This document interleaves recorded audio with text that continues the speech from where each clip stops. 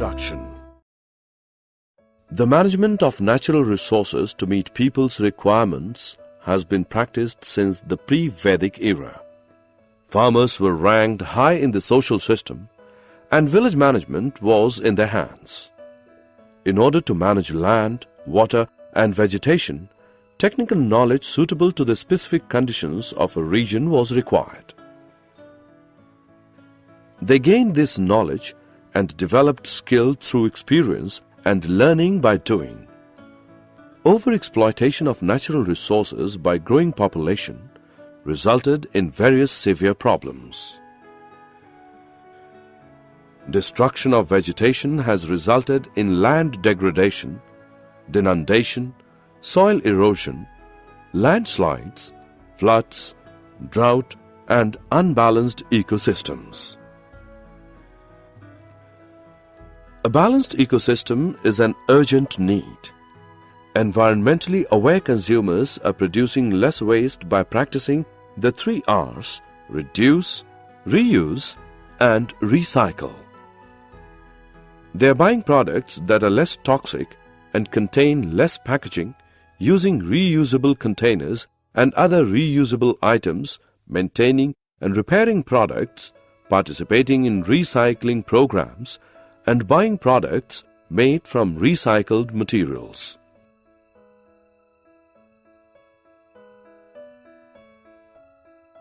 Objectives. At the end of this lesson, you'll be able to express the necessity of resources, explain the distribution of forests, wildlife, and their sustainable management, describe the method of rainwater harvesting, identify the importance of fossil fuels like coal and petroleum.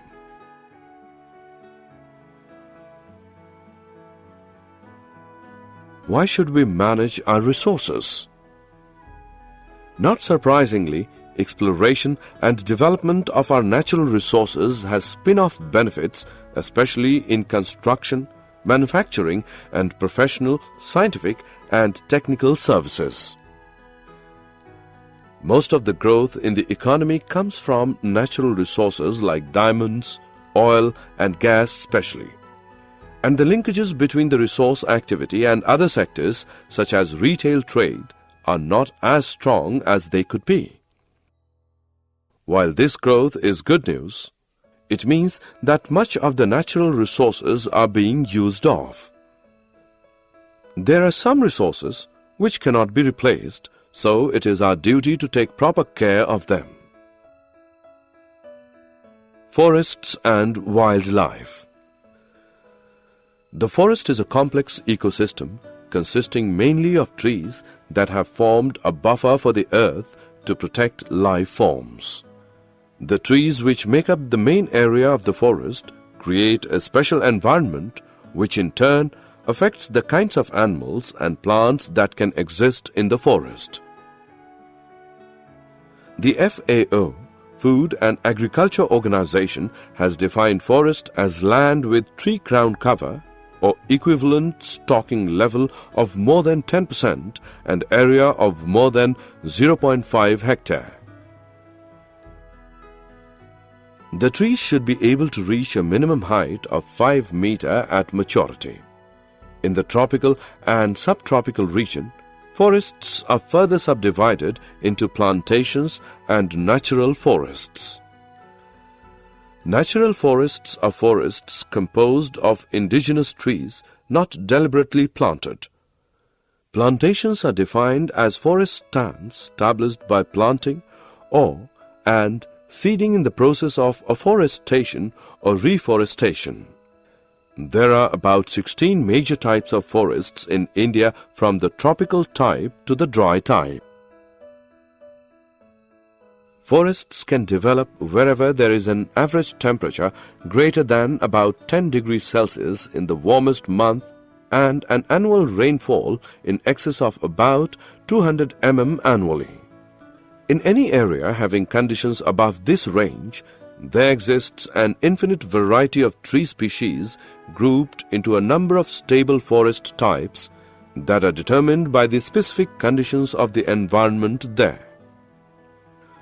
Forests can be broadly classified into many types, some of which are the taiga type, consisting of pines, spruce, etc., the mixed temperate forests with both coniferous and deciduous trees, the temperate forests, the subtropical forests, the tropical forests, and the equatorial rainforests. In India, it is believed that organized exploitation of forest wealth began with an increase in hunting. Ashoka the Great is said to have set up the first sanctuary to protect the forests and all life in it. The Mughal rulers were avid hunters and spent a great deal of time in the forests. It was during the British rule that the first practical move towards conservation in modern times took place. They established reserved forest blocks with hunting by permit only. Though there were other motives behind their move, it at least served the purpose of classification of and control over the forests. Sustainable management. Forests are rich and complex ecosystems which support biodiversity, provide valuable ecological services, and have considerable potential for tourism. In particular, millions of poor people depend on forest ecosystems for food, water, fuel, fiber, and both timber and non-timber products, indeed for their very survival. To achieve sustainability, there must be a rethinking of what we consider a basic need. It is common in our society to say that we need a given resource, but how much of it do we really need to use? Also, how do we decide what the basic needs of our ecosystem and the organisms living within it are?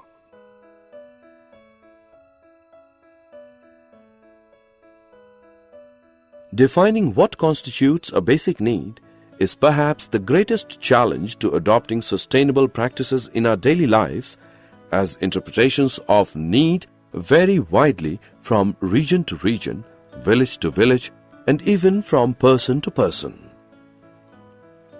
While ecologists are usually averse to putting a price on what is considered invaluable, the people argue convincingly that by not considering the economic benefits of forests, their conservation status is actually undermined because their diverse economic contributions remain largely unrecognized or undervalued. Water. Water, as we all know, is one of the basic necessities of all life forms. We all know that it is the greatest gift of God to us. Water is naturally replenished by precipitation and naturally lost through discharge to the oceans, evaporation, and subsurface seepage. Although the only natural input to any surface water system is precipitation within its watershed, the total quantity of water in that system at any given time is also dependent on many other factors. These factors include storage capacity in lakes, wetlands, and artificial reservoirs, the permeability of the soil beneath these storage bodies, the runoff characteristics of the land in the watershed, the timing of the precipitation, and local evaporation rates.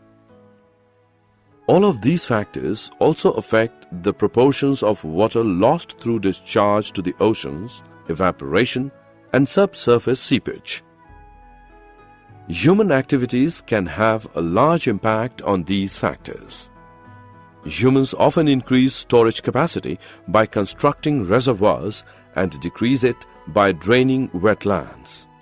Humans often increase runoff quantities and velocities by paving areas and channelizing stream flow.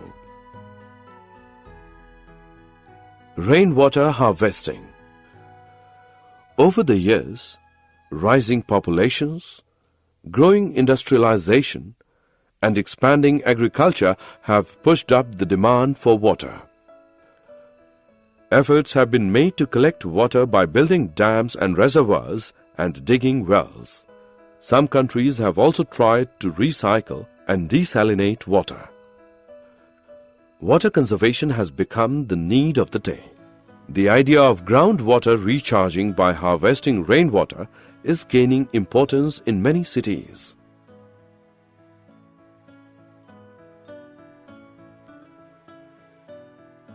In the forests, water seeps gently into the ground as vegetation breaks the fall.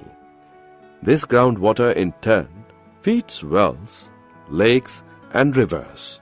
Protecting forests means protecting water catchments.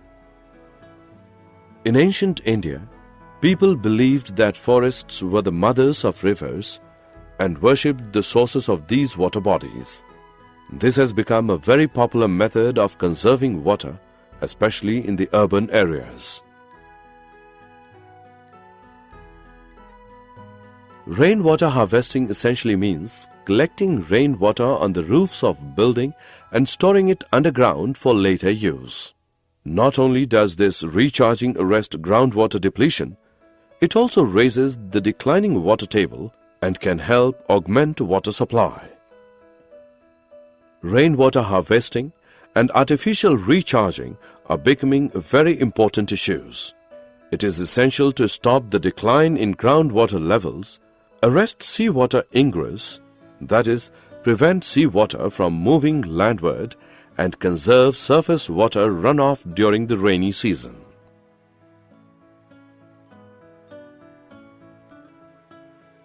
Coal and petroleum.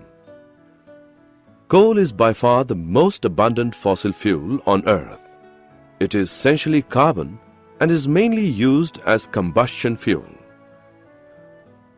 The large-scale use of coal began with the Industrial Revolution in the 19th century. As the number of industries increased, demand for more sources of energy grew. Coal is the product of plants, mainly trees that died tens or hundreds of millions of years ago. Due to waterlogging in low-lying swampy areas or in slowly sinking lagoons, dead trees and plants did not decompose as they normally would. The dead plant matter was covered with water and protected from the oxidizing effect of air. The action of certain bacteria released the oxygen and hydrogen, making the residue richer and richer in carbon. Thick layers of this carbon-rich substance, called peat, built up over thousands of years. As more material accumulated above the peat, the water was squeezed out, leaving just carbon-rich plant remains. Pressure and temperature further compressed the material. This aided the process of producing coal as more gases were forced out, and the proportion of carbon continued to increase. The carbon slowly metamorphosed into coal over millions of years. Petroleum is found in porous rock formations in the upper strata of some areas of the Earth's crust. Known reserves of petroleum are typically estimated at around 1.2 trillion barrels, with at least one estimate as high as 3.74 trillion barrels. Consumption is currently around 84 million barrels per day or 31 billion barrels per year. Because of reservoir engineering difficulties, recoverable oil reserves are significantly less than total oil in place. At current consumption levels, current known reserves would be gone in about 32 years, around 2039. However, this ignores any new discoveries, changes in demand, better technology, population growth, industrialization of third world countries, and other factors.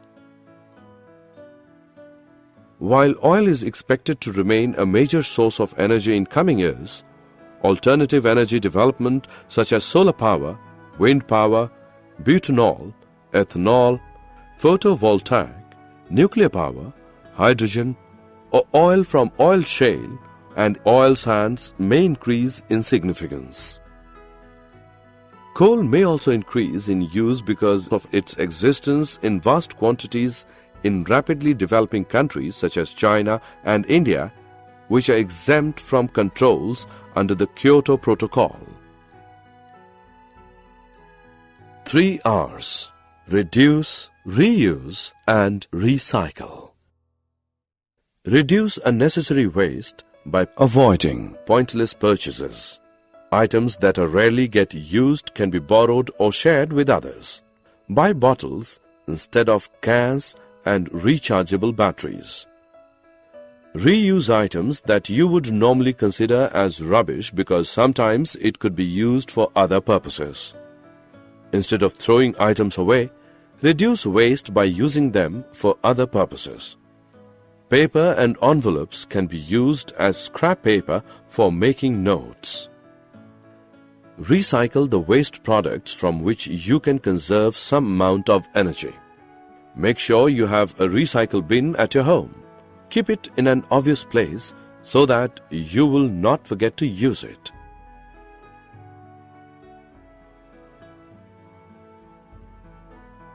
Summary. Let us summarize what we have learned. Most of the growth in the economy comes from natural resources like coal, oil, and gas especially. The forest is a complex ecosystem consisting mainly of trees that have formed a buffer for the earth to protect life forms. The FAO, Food and Agriculture Organization, has defined forest as land with tree crown cover or equivalent stocking level of more than 10% and area of more than 0.5 hectare. In the tropical and subtropical region, forests are further subdivided into plantations and natural forests. Ashoka the Great is said to have set up the first sanctuary to protect the forests and all life in it. The British established reserved forest blocks with hunting by permit only. Water is naturally replenished by precipitation and naturally lost through discharge to the oceans, evaporation, and subsurface seepage. Rainwater harvesting essentially means collecting rainwater on the roofs of buildings and storing it underground for later use. Coal is the product of plants, mainly trees, that perished tens or hundreds or millions of years ago.